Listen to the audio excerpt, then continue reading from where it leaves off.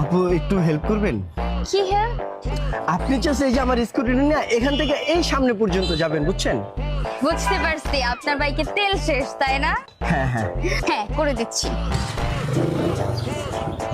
কি হয়েছে আপু, কোনো হেল্প লাগবে?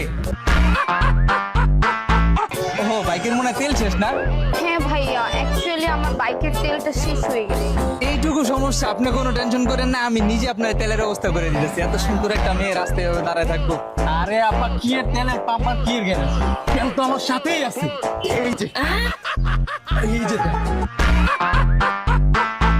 থ্যাংক ইউ ভাইয়া।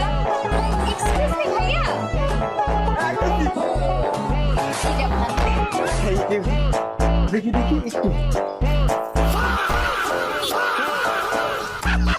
Thank you.